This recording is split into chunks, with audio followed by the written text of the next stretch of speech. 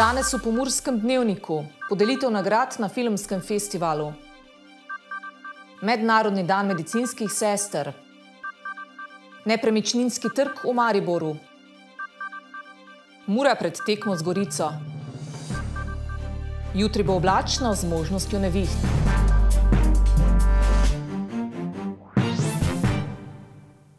Spoštovane gledalke, cenjeni gledalci, lepo pozdravljeni.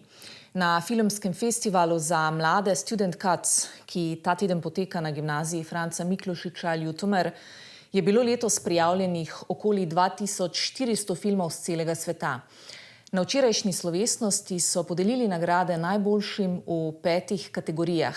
Izmed več kot 2400 filmov iz natančno 100 držav po svetu se je v filmski festival uvrstilo 121 filmov iz 39 držav. V tekmovalnem programu je sodelovalo 21 filmov v 4 kategorijah ter posebej izpostavljena kategorija bodočih talentov. Zelo sem vesel, da smo se zbrali v takem številu, da že drugič tukaj v živo uživamo, pa en lep pozdrav prenašamo od ravnatelja, ki žal zdaj ni mogel biti z nami. Verjamem, ko si bo ogledal posnetek, gospod ravnatelj, dvorana je polna, tako da rabimo večjo. Strokovno žirijo festivala so letos sestavljali Tina Ščavničar, Irena Bedrač in Darko Herič. V prvi kategoriji za animirani film je prvo nagrado festivala prejel francoski film Nikto Mantis. V naslednji kategoriji dokumentarni film pa je strokovno žirija prvo nagrado podelila armenskemu filmu The Ghoul. Med eksperimentalnimi filmi je nagrado za najboljši film letos prejel kolumbijski film Solitary Days. V kategoriji igranih filmov pa brazilski film Far Away. V posebni 5. kategoriji bodočih talentov je strokovna žirija posebno omembo dodelila filmu Golobi, ki ga je ustvaril Žiga Omerzel iz gimnazije Franca Miklošiča Ljutomer. Prvo nagrado v tej kategoriji pa je prejel film Aneja Lange iz srednje vzgojiteljske šole in gimnazije Umetniške gimnazije Ljubljana. Ob tem je svoje nagrade podelilo tudi občinsko, prejela sta jih filma 2 dijakov Ljutomerske gimnazije, in sicer film Telefonski klic Benjamina Krčmarja in film Ljubezen Katjuše Peterka. Svoje posebne nagrade pa je ob strokovni žiriji in občinstvu podelila tudi posebna dijaška žirija. Filmi, ki smo jih videli, so vsekakor nekaj, kar bomo lahko občudovali tudi v prihodnje. Sem vesel, da imamo takšen podmladek, kot bi se temu tako reklo. Letos je prišlo do marsikaterih sprememb, mogoče malo po naključju. Letos je malo drugačna sestava samega festivala. Imeli smo prvič dijaško žirijo, ki je svoje delo opravila več kot odlično in moram čestitati za ves vložen trud. Hvala tudi festivalski žiriji, ki se je odzvala in bila pri volji pregledati vse filme in potem izbrati najboljše.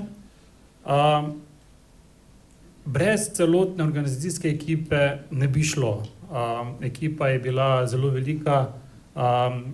Ludvik Rogan je bil šef vseh teh nadobudnih študentov, dijakov, ki so pomagali in brez njih tega festivala danes tukaj zagotovo ne bi bilo. Prosim, en velik aplavz za vse, ki so pomagali.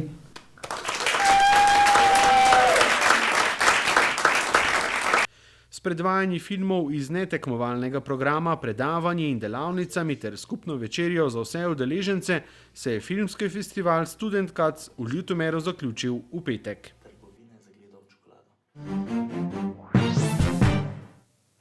Ob Mednarodnem dnevu medicinskih sester se nam je v studiu pridružila gospa Dragica Jošar, predsednica Društva medicinskih sester, babic in zdravstvenih tehnikov Pomurja.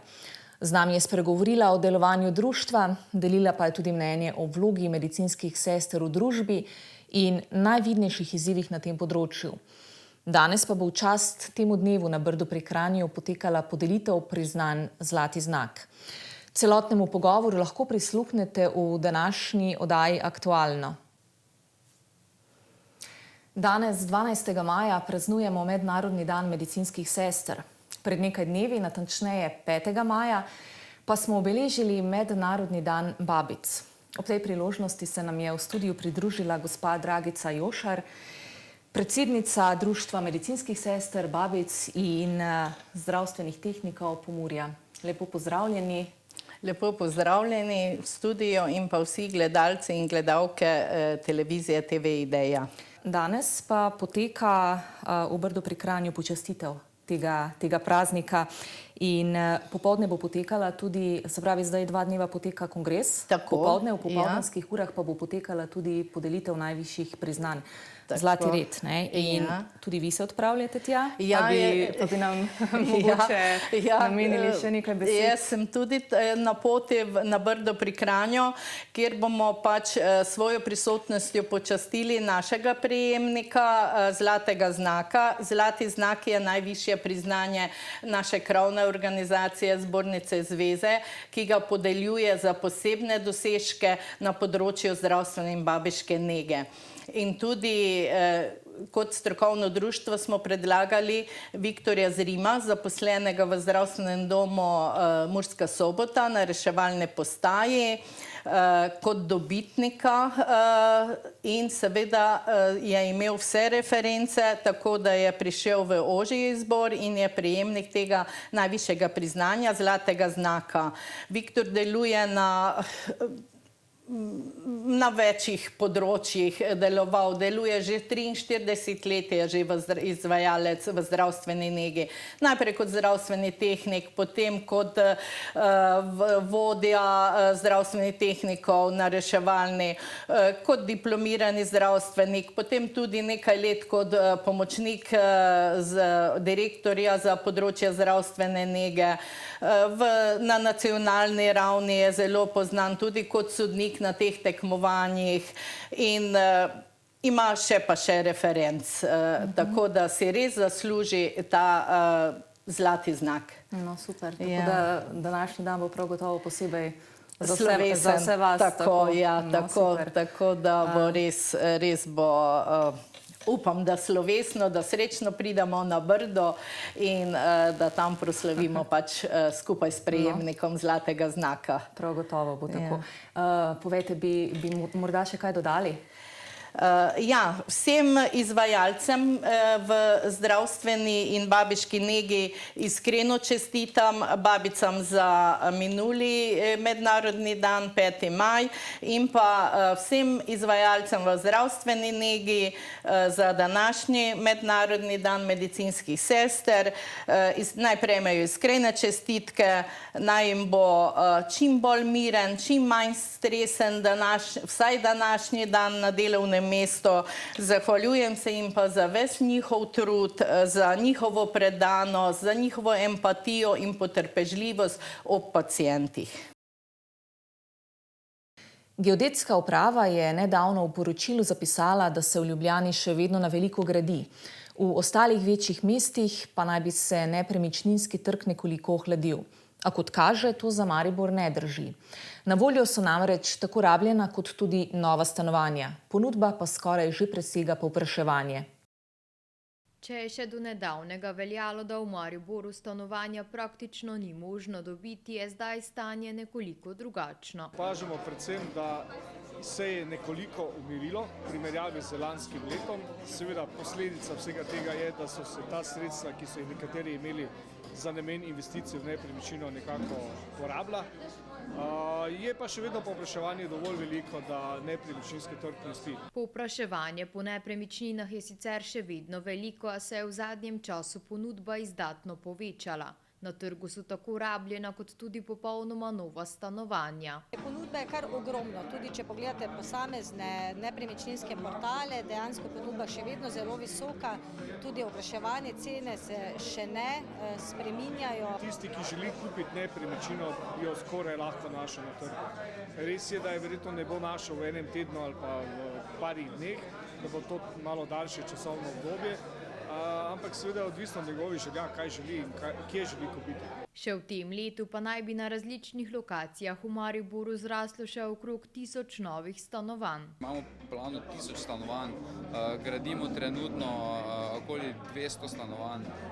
Do konca leta na trg bomo dali še približno 100 stanovanj. Kljub temu, da je stanovanj dovolj, pa so kupci trenutno glede nakupa precej negotovi. Ponudbe je trenutno dovolj, vprašanje bo samo, kdaj se bo sprostila ta cenovna politika, kdaj bodo kupci imeli, bom rekel, pogum, ker zdaj vsi nekako čakajo, kaj se bo zgodilo, špekulirajo, kaj se bo zgodilo. To pa se odraža tudi na tem, da se za stanovanja kot naložbe trenutno v večji meri ne odločajo. V tem trenutku bi rekla, da je več povpraševanja po stanovanjih, ki jih potrebujejo ljudje zase. Se pravi, ali potrebujejo večje ali potrebujejo manjše. Mogoče nekoliko manj nakupov naložbenih oziroma se strani ljudi iz drugih regij.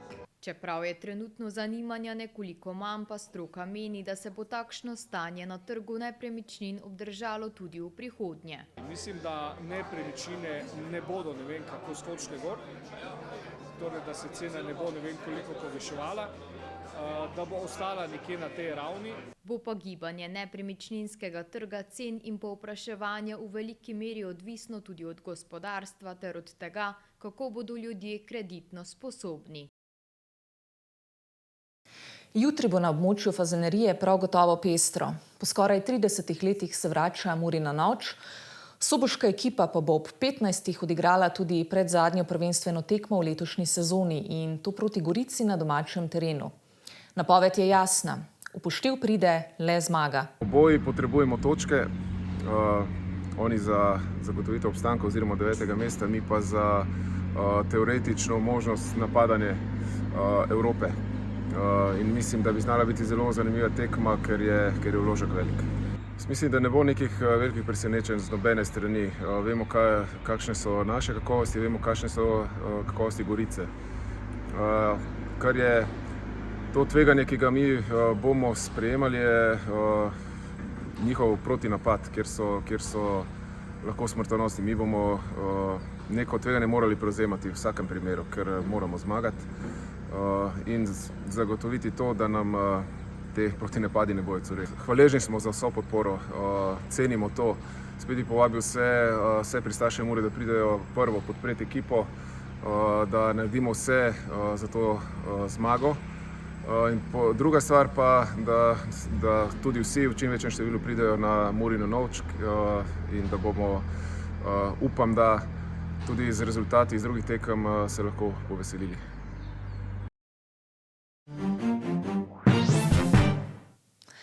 Za konec pa preverimo še, kakšno vreme se nam obeta v prihodnje. Danes smo imeli oblačen dan in 13 stopinj Celzija.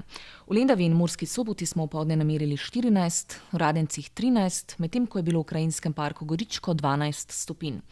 Jutri bo spremenljivo do pretežno oblačno. Predvsem sredi dneva in popoldne bodo nastajale krajevne plohe in posamezne nevihte. Jutranje temperature bodo od 5 do 11, najvišje dnevne od 13 do 18, na Primorskem do 20 stopinj Celzija. Najnižje jutranje temperature v severovzhodni Sloveniji, v Murski Soboti in Mariboru se bodo gibale od 10 do 11, podnevi od 16 do 17 stopinj. V nedeljo bo večinoma oblačno z občasnim dežjem. V ponedeljek se bo delno razjasnilo, popoldne bodo posamezne plohe. Nekoliko topleje bo. Temperature v naših krajih naj bi se zjutraj gibale od 10 do 11, čez dan od 16 do 18 stopinj Celzija.